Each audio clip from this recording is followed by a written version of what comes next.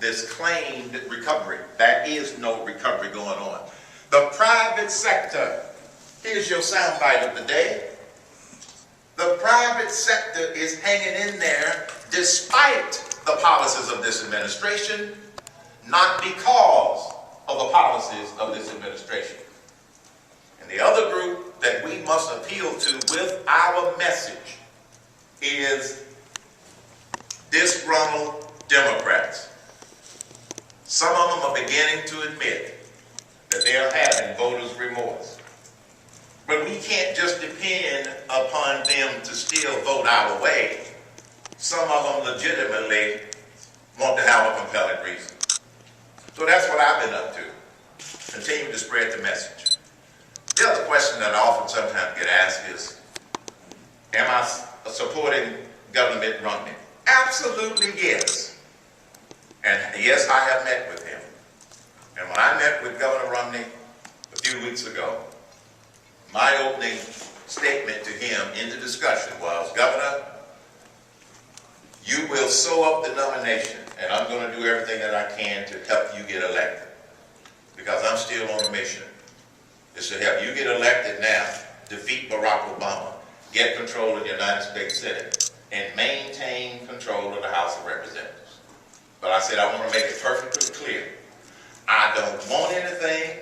I'm not looking for anything. So no, I'm not on a short list, nor do I want to be on a short list. That's too much work. I'm enjoying just being a pain in the anchovies of liberals. And I don't need to have an appointed position in order to continue to do that. So that's what I've been up to. That's what I'm going to continue to be up to.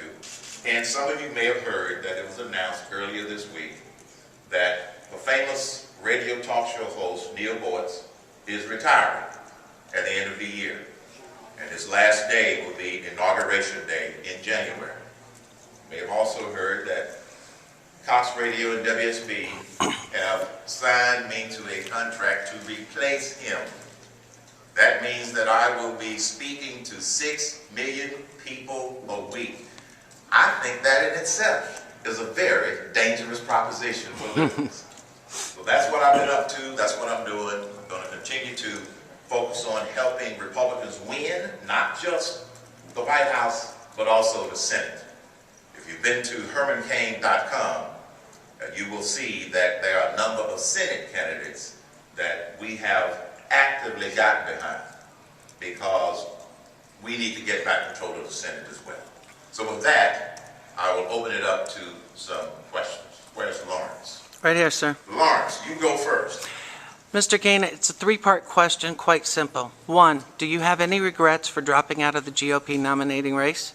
2, do you still believe, as you did last fall, that the Romney or Perry campaign was behind those smears? 3, do you feel there's definitely a double standard? Let me answer the second one first. I never said that the Romney campaign was behind those smears. We never said that the Perry campaign was behind those smears. Okay. What we did say, to be accurate, is that there were some coincidences in the Perry campaign that were not, that raised some red flags. That's what was said. So we did not definitively declare that they were behind the smears. The other question, do I have any regrets? I do not regret putting family first. That's what this was about. When someone deliberately wanted to smear my reputation with lies over and over and over, and many people in the media, not y'all, insisted on spinning these lies over and over and over and over, it was painful to my family. So I have no regrets of putting family first. Now, what was your third question? Now you've just made me forget. See, Oh, do you think, actually part 3 was, do you feel there was a double standard in the media Yes. on these attacks too? Yes, there was a double standard. Absolutely. Okay. The online so-called cable news site that I will not name to avoid a lawsuit, you know who I'm talking about, story. How do you explain that in a 2-month period, based upon lies, they ran 772 stories on Herman Cain and those accusations? You don't have to take my word for it. Go to the Media Research Center. They track this kind of stuff. So was there a double standard? Yes. And in that case, their standard was get Herman Cain to drop out of this race. But here's what they didn't achieve. They didn't shut me up, because I'm still out here promoting conservative values, and I'm still promoting that famous tax code solution that maybe some of you all have heard of, 999. Mr. Cain, one quick follow-up. You've come out and you've made it clear that you endorse Mitt Romney for the purpose of bringing unity to the party. Do you believe that possibly Dr. Ron Paul should also come out to bring unity to the party? Yes. I think it's now, look, the process is what it is. It's not perfect. We know that. But now, I believe that all conservatives and Republicans need to focus on the bigger mission. So yes, I do believe that Congressman Ron Paul should also get behind our nominee so we can defeat Barack Obama. Thank you, sir. Will you be campaigning with Mitt Romney? Yes, I will. Don't know to the extent to how much or where, but yes. But I'll also be speaking on behalf of many of the things that he and I agree on, which I'm doing. So it may not necessarily be shoulder to shoulder on some of the stops, but yes, I'm going to be actively out there supporting him. Let me take a couple of more. Mr. Cain, the Tea Party started out by being against the run-up of the debt and high taxes, of course, that come with that. And they ended up chanting at the Congress, "You work for us." Do you think that the critical issue before us right now has to do with budget, or has it got to do with our core of actual popular sovereignty and national sovereignty right now?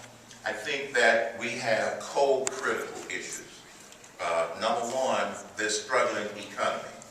Businesses are hanging in there, looking for some relief in the form of replacing the tax code, looking for some release in lessening the governmental regulations that are being slammed onto businesses, and small businesses are the ones that are being hurt the most. So the economy. Secondly, yes, our national security, and thirdly, co-equally our sovereignty. You're absolutely right. The American people, the Tea Party people, they have had 3 very simple objectives when they look at a candidate. Fiscal responsibility. This Congress hasn't even passed a budget in over 3 years. How do you run any enterprise without a budget? The answer is you don't.